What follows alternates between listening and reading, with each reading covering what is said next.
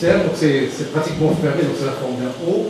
Et regardez le caractère convexe de ce ménisque, parce qu'il compense justement l'instabilité au niveau du compartiment latéral, le ménisque interne, donc de ce qu'on vient de C. Oui, c'est bon. Alors, c'est quoi l'intérêt de ce ménisque? C'est la stabilité, parce qu'effectivement, il va améliorer la congruence du compartiment latéral, il va améliorer donc la congruence, il va faire une répartition des contraintes, comme ça, il n'y aura pas de surcharge du compartiment, et il est responsable d'un rôle de lubrification et de protection de surface articulaire par la sécrétion du liquide synovial. Suivant. Bon, effectivement, s'il n'y avait pas de ménisque, vous imaginez effectivement l'instabilité, bah, automatiquement, il n'y aura pas effectivement de frein pour le recul postérieur, pour dire l'intérêt des muscles dans la stabilité du genou. Suivant. On termine par, on a vu le genou osseux, genou ligamentaire, genou méniscal, et on termine par le genou musculaire, qui sont responsables de la stabilité active. Chaque fois qu'il y a un défaut au niveau des ligaments, le genou c'est le plus stable que par les muscles, c'est les muscles périarticulaires. D'ailleurs, chaque fois qu'il y a un problème ligamentaire, il vient par une amyotrophie de tous les muscles. C'est pour ça que les éléments musculaires les plus importants, nous avons un globe antérieur qui est le quadriceps, qui constitue le muscle le plus puissant de l'organisme, et qui est, effectivement, il travaille toujours en opposé par rapport au ligament croisé antérieur, qui est synergique au ligament croisé postérieur. En postérieur, nous avons essentiellement les ischio-jambiers qui travaillent d'une manière, c'est-à-dire antagoniste par rapport au SCP, et chaque fois qu'il y a un problème ligamentaire, le genou est stabilisé, il est verrouillé par les éléments actifs, essentiellement le problème musculaire. Suivant. Alors, pour conclure, on dit que le genou, c'est donc un situation qui est complexe. Ils ont une morphologie et géométrie particulière. La mobilité extrême avec les instabilités, c'est pour souligner l'intérêt de structure carcino-ligamentaire. Je vous remercie.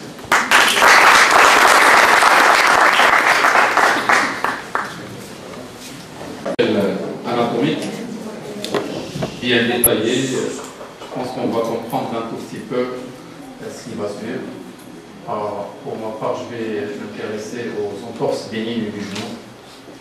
La suivante, s'il vous plaît. Je vous rappelle que maintenant, il y a le match Barcelone. C'est ça, le match Barcelone-Benfica qui se passe en même temps. Alors, qu'est-ce que c'est qu'une entorse?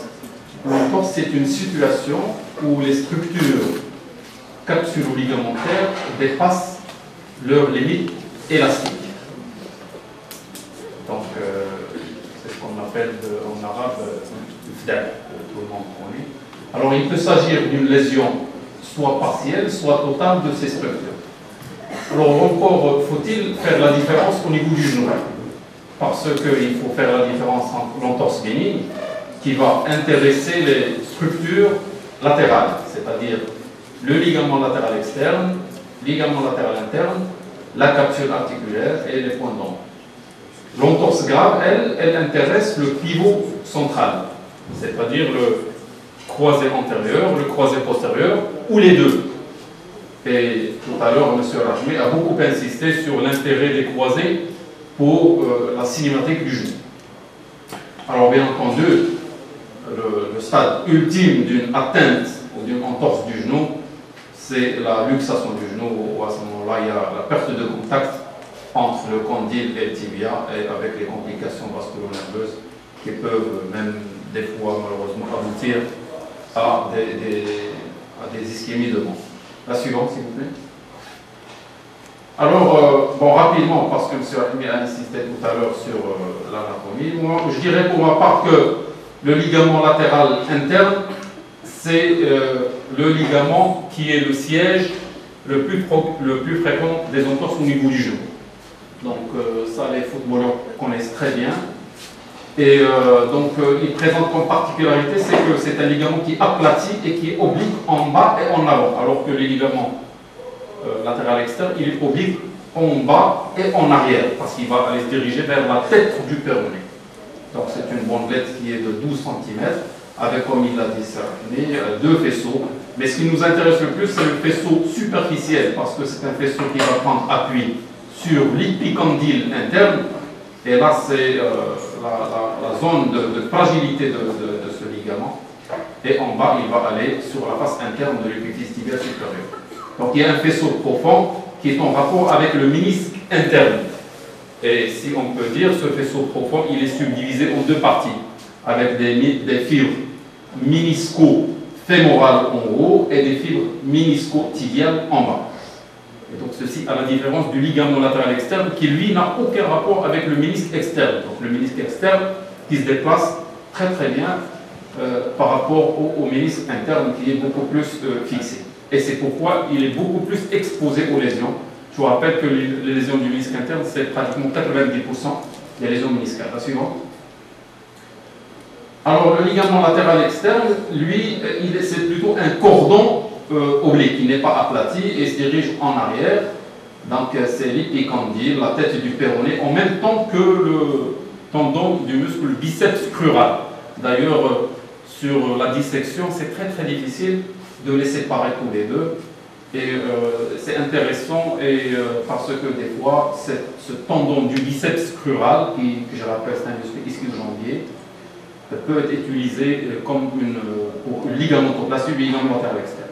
Donc c'est un ligament qui n'a pas de rapport avec le ménisque externe. On pourrait dire que le ménisque externe, il fuit quand il y a un mécanisme d'écrasement, de flexion-extension, un accident de sport.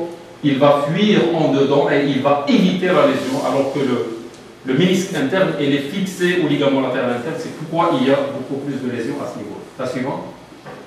Mais au niveau de la stabilité périphérique, il faut plutôt parler en termes de compartiment fémoro-tibial. Parce qu'il n'y a pas que les ligaments latéraux qui fait ça. Donc il y a une stabilisation passive et on divise cette stabilisation passive en trois parties. Un tiers antéro-interne, c'est cette partie qui est en avant du ligament latéral interne. C'est la région capsulaire et là le maire a bien longtemps avait décrit ce qu'on appelle le ligament antérieur oblique, mais c'est une région qui n'est pas très très solide.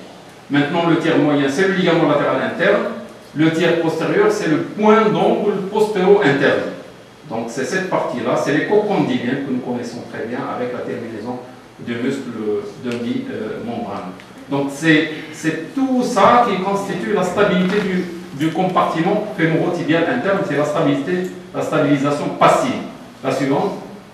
La stabilisation active est très intéressante. Les kinésithérapeutes, comme les rééducateurs fonctionnels, connaissent très bien ça parce que malheureusement, c'est sur ces stabilisateurs actifs qu'il faudra compter des fois quand le ligament est complètement rompu. Quand on va envoyer une lettre au kinésithérapeute, on va lui demander de développer ou de travailler ces stabilisateurs actifs parce que on compte sur eux pour prendre une partie des contraintes qui normalement doivent être suivies par le ligament latéral interne. Alors pour le compartiment fémoro-tibien interne, la stabilisation active musculaire, elle est au dépend du muscle vaste interne et du muscle de la patte droite.